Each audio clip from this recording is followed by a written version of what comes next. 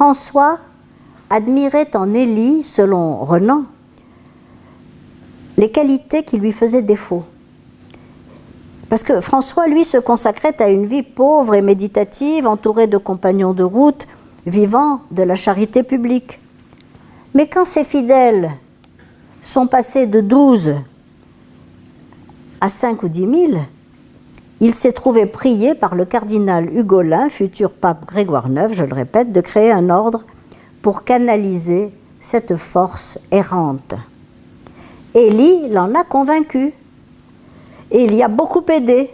Et c'est ainsi qu'a été rédigée la fameuse règle qui organise la vie des frères. Sauter a compris et montré le caractère déterminant de l'action intellectuelle et organisatrice d'Élie. Sans ces qualités, l'ordre franciscain n'existerait probablement pas.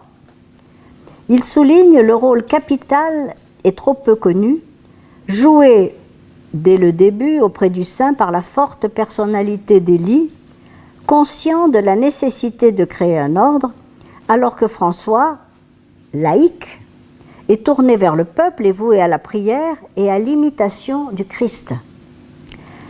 Bien que la spécificité franciscaine soit d'être la seule spiritualité qui n'aspire pas à créer une institution, Élie a incité le poverello à organiser un ordre, à passer du, je cite, vagabondage, c'est un mot du cardinal Hugolin, à la sédentarité des couvents, de la mendicité à une vie plus supportable, de l'érémitisme des cabanes à l'opulence du couvent, de la basilique, du Sacro Convento.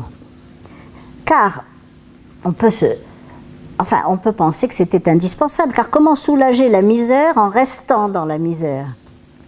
Ne faut-il pas disposer d'un minimum de moyens pour aider les pauvres? Sauter souligne ce paradoxe fondateur, cette opposition si féconde entre le rêve et la réalité, entre l'idéal et sa matérialisation, entre l'intuition et l'institution.